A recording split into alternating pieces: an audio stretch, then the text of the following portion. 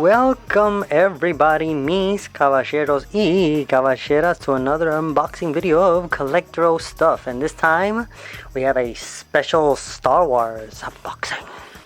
Haven't done any figure unboxing in a while, so yeah, here we go. Now I know what you're thinking. There are a few of you who prefer that I don't open the Boba Fett one. Now I agree with you 100%. I wouldn't open that one up per se, but this one came a little damaged. The box is a little damaged, it's a little scuffed up here. I don't know if you can see that right around that area. You see that scuffage right there? And to be honest, I'm going to try to open it up without destroying the packaging, so that, because I do like the way it looks. I like the way it looks. But yeah, here we have Boba Fett with a Kenner edition. I mean, I don't know if this is actually made by, well, it says Hasbro in the back, but I'm guessing because they wanted to keep the look, I don't know if they actually have a thing with Kenner, but it says Kenner on the front. We have Boba Fett right here, and over here we have the Mandalorian himself, obviously. I do have another figure where he has his old armor, but for the sake of this video, and I kind of wanted to unbox him with Boba Fett, we're going to use the new armor, and then I'll do a review on that other one. But anyway, let's get into it. Let's crack this thingy open. So let's start off with Mando here. Mando has a very nice packaging. Really loving this style that they went with, other than the old Black Series boxes. Little more, there was more red in it, I believe. A lot more square, didn't have this little dent here. I like that a lot, especially if you're going to have the boxes next to each other. I think that works out pretty well. I already cut into this, got rid of the tape. And again, I would love to keep the box. I'm the type of, oh, okay, so this is the packaging comes, you know, usually they have a double-sided, which is the plastic here, and this is on the open. Well, they went reverse, went different with this one. Alrighty, so we do get some paperwork. I don't think I'm going to read this. Okay, we have Mando in the plastic, very nicely done. Little cape back here. And here we have the Mandalorian out of his packaging, and I gotta say, man, he's pretty poseable, pretty good. Joints aren't too tight, they're not too loose. I feel like they could have done better in some places. Like, for example, I have a huge gripe with his elbows. He has single jointed elbows, and man, holding that rifle is not fun. But anyways, you can get him into nice poses. You can, I kind of like the whole, I like the jetpack. I like it that it has pegs in the bottom part of the jetpack, so you can put like flame effects on there if you wanted to. I find that, and I don't have him right now with me, I can't find any of them. I know that if you use like Marvel Legends, like those Iron Man repulsor blaster effects, that'll work just fine. But let's talk about his accessories. He doesn't have many, but I feel like it's enough. And then we'll talk a little bit more about the figure itself. Okay, so starting out with his accessories, we're going to start with his rifle blaster thingy. So we do have some nice gunmetal. Ooh, that's my phone with my Mandalorian ringtone. We have some nice gunmetal gray here. We have some darker grays right here. The light gun gray metal is obviously on the bayonet in the front. Here in the middle, we have the brown wood stock on the back, and we do have like this little peg. The peg is another issue. I'm sorry, out of focus, because I feel like this doesn't really work.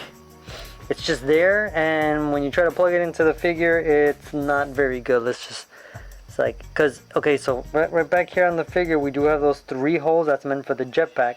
We have this right here, where I'm guessing that's where it's supposed to go. I'm guessing you line up the strap with the hole, and you try to bring it in, and I guess it holds, but it looks a little, I guess it doesn't look that bad, and I guess certain lights. But yeah, it's you can't use it when the jetpack is on, obviously. Here's the blaster. Very nice looking blaster. I've seen the packaging on the older, on his other suit, the first suit. Not too crazy about the way the blaster looks there. I feel like it looks, I could be wrong, I don't know if it's probably exactly the same, but I remember looking at this one and saying this one looks a lot better. It's got that gunmetal gray, and we just have a flat dark gray for the jetpack. It's okay, I guess. I feel like maybe some black wash on there could give it a better look. And there are the holes, the peg holes, or the holes for you to peg maybe some effects if you want. If I find them within the review, then I will try to put it on. So let's see how this pegs in here. This, I feel like there's no problems with how the jetpack goes in there. Nice indeed. Very nice, very nice. I don't like how this just sits on the top there. I believe that if they would have given us maybe a cloth material for the cape, that would have been better. It doesn't look bad. I believe the Boba Fett figure that I will be opening up in a bit, the Star Wars The Empire Strikes Back's 40th anniversary, that's the figure we'll be opening soon. So what I was saying before with the elbows, so this looks like it's supposed to be to rest the front part of the rifle in there, which fits fine. I'm not gonna lie, it was hell putting this thing in his hand, his trigger hand. Oh, now you're gonna do it. It's because I did it a couple of times. There we go. So yeah, I guess holding the figure or holding his weapon like so is not bad. Stand up. But when you want to go and draw his weapon, it's a little awkward. Again, I feel like, see, he wants to tilt it, and then that obviously makes no sense. The scope is on the top.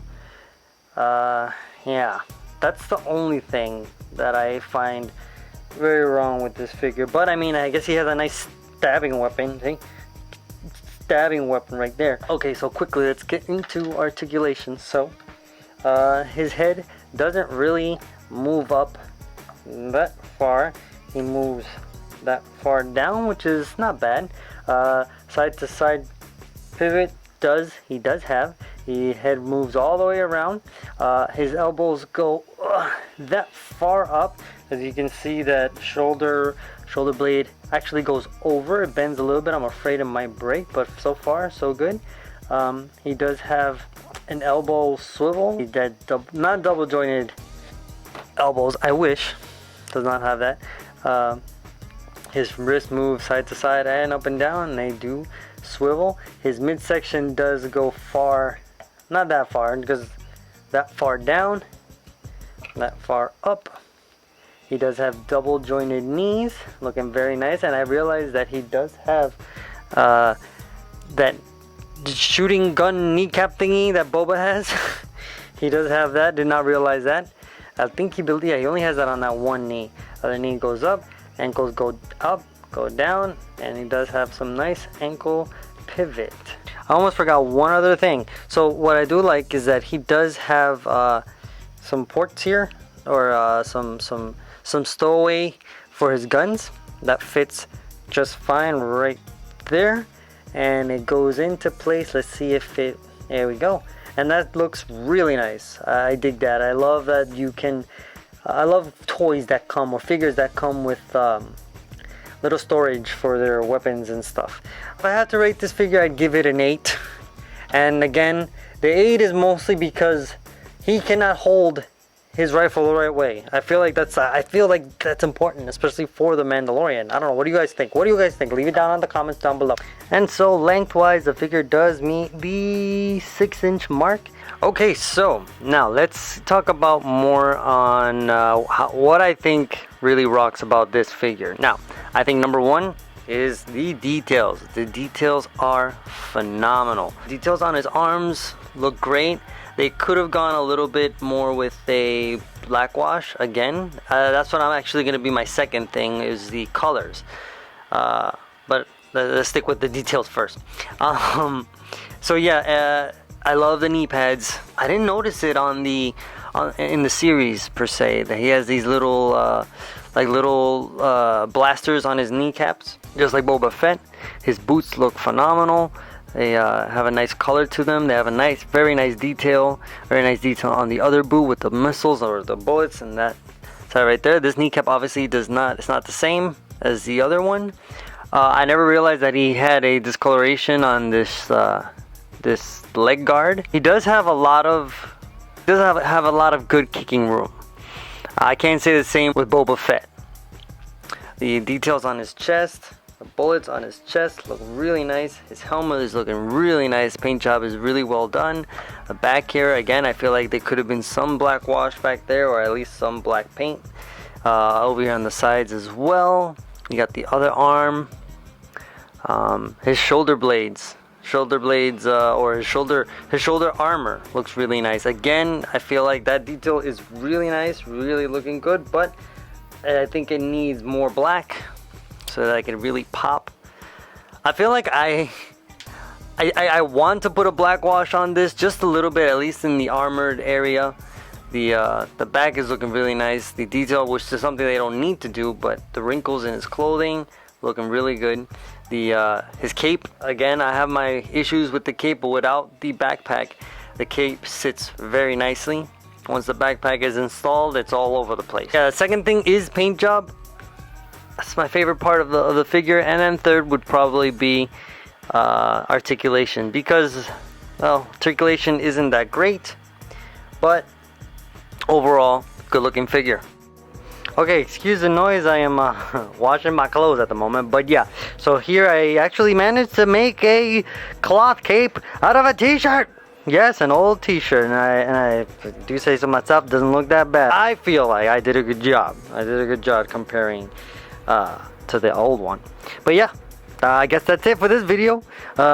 Tune in for part 2, because I had to slice them in 2 parts because I feel like it was a little too long. But yeah, alright guys, you take care, mis caballeros y caballeras, I love yas, and tune in for the next video. Bye.